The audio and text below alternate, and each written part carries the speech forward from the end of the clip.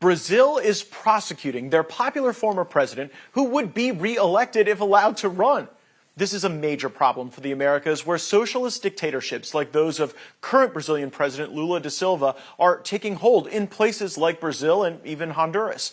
President Trump has imposed a 50% tariff on most Brazilian imports effective August 6, 2025, citing Brazil's prosecution of President Trump's friend and ally Jair Bolsonaro. He says it is an economic emergency. The prosecution has emerged as the crazy Brazilian Supreme Court Justice Alexander Moraes has acted like a dictator of the country. Months ago, Jair Bolsonaro's son made the case on our program that he should be sanctioned. So what Alexandre Moraes is doing is he's invading the U.S. jurisdiction, just like the prosecutors of the ICC, Karim Khan, did when he tried to jail Benjamin Netanyahu. So as President Donald Trump sanctioned with OFAC sanctions this prosecutor and his team of investigators, we think that the same thing can happen with Alexandre de Moraes and stop the justice of the Supreme Court from all of this persecution.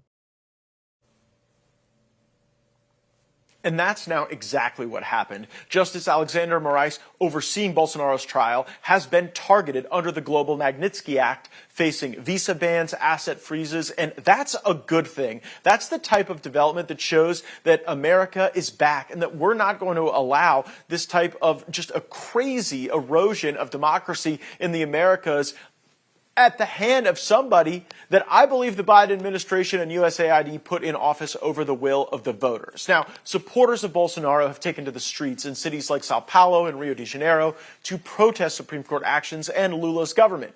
Meanwhile, Bolsonaro is under house arrest with an ankle monitor. He faces up to 40 years in prison for these phony, contrived, coup-related crimes. Despite legal restrictions that are barring him from running for office, he is still saying he intends to run in 2026. Eduardo Bolsonaro is a member of the Brazilian Chamber of Deputies, that is akin to Brazil's Congress. He's the son of former Brazilian President Jair Bolsonaro, who is now facing up to 40 years in prison. Eduardo joins us now. So we are getting breaking news that an arrest warrant has been issued for your father by the corrupt justice of the Brazilian Supreme Court, Alexander Moraes, who's just been sanctioned by the United States government. We're getting reports that people are searching for your father in Brazil around his home. Is that true? And what's your reaction? Yeah, that's true. Actually, we were really waiting for that because Alexandre de Moraes is used to double down. And every time that we have something, a fact against him happening, like yesterday's protest, massive protests, people in more than 60 cities all around Brazil protesting against him. And today, the journalist Michael Schellenberg just released some private WhatsApp groups that connect Alexandre de Moraes and his team, clearly persecuting right-wing people, trying to jail them, jailing them, because their political opinions, because their posts on social media. So this day now, what Alexandre Moraes is doing is he's reacting for all of that. He's trying to get all the attention in the news for the fact that he is decreting the house arrest of Jair Bolsonaro. And he's doing that because Jair Bolsonaro, even he was respecting all the illegal orders of Alexandre de Moraes. He wasn't talking with me, his own son. He wasn't using his social media, but he did a video call in one of the protests in Rio de Janeiro. And because of that, Moraes said that a lot of people shared that video in the social media. And it is so he considered that as Bolsonaro not accomplishing his orders. So that's why Alexandre de Moraes is decreting the house arrest against Jair Bolsonaro, basically because Bolsonaro was supporting people on the streets in a manifestation against Alexandre de Moraes. That's just unbelievable, unbelievable. You came on this program and called for these specific Magnitsky Act sanctions against Moraes.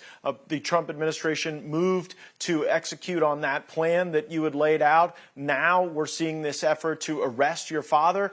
Do you think that this effort is a direct result of your calls and President Trump's subsequent action? And if so, are you preparing for your father to be detained and go to prison?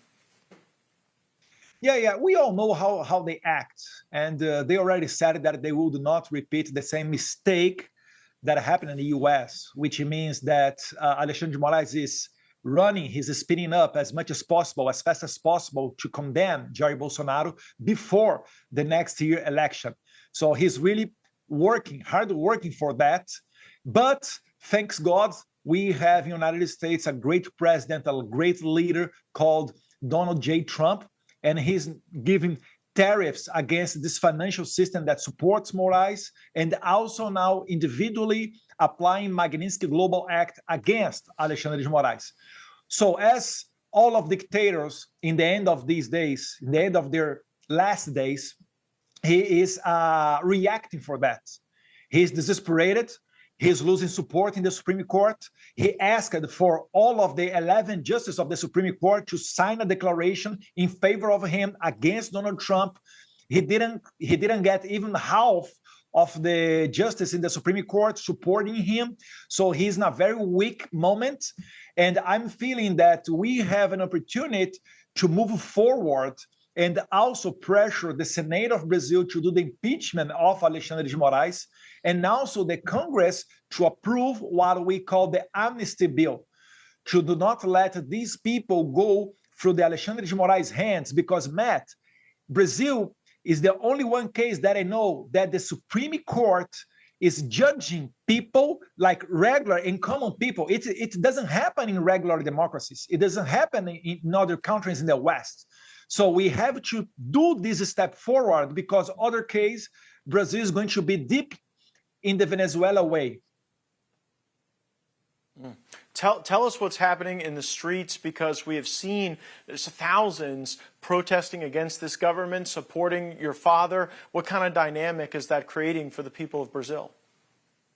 First, the people was celebrating the Magnitsky Global Act against Alexandre de Moraes. Once Alexandre de Moraes was targeted, people felt free to go back to the streets. Because every time that you have a protest in Brazil, the left go to the Congress and start to say, oh, be careful, you can go to the jail. Look, the January 8 guys that did go to the jail, and some of them are still there. You have hundreds of people that are receiving punishment of even 17 years in jail. But you had yesterday, on Sunday, 3 times more people than we were expecting, and in more than 60 cities all over Brazil. So people is really like, is screaming and is asking for freedom and feeling that you have some hope coming from United States. It's for the first time we are looking at Alexandre de Moraes desesperated for weeks in the defensive position. So this is what we are expecting. And also, again, United States not going to save Brazil, is not going to do everything. We Brazilians, we need to take action. We need to pressure the senators and pressure the Congress in favor of the amnesty bill, and to stop with all of this persecution, at least to change the page and bring more lights for Brazil. Because on the way that we are arresting the leader of the polls, which is Jair Bolsonaro, that is clearly is going to win the next year election if he can run. Brazil is not going to have a regular election next year. And likely there is a high risk that the United States not going to recognize our election, because we have some other issues around. And it will be very bad for Brazil if we receive the same treatment of Venezuela with the narco dictatorship of Nicolás Maduro. It would be a shock to the Americas if we saw Brazil continue this slide. Eduardo Bolsonaro, the son of Jair Bolsonaro, a man on the run at the moment, and certainly on the run from his government, but running for his people and doing everything he can to liberate the people of Brazil from this tragic circumstance. And thank you so much for joining the program and making the case. Thank you very much, Matt. And thank you, President Donald Trump, Secretary Rubio, Secretary Bessent. We really appreciate your work, and believe we are going to win this war. Amen. Well, thank you, and best to your father.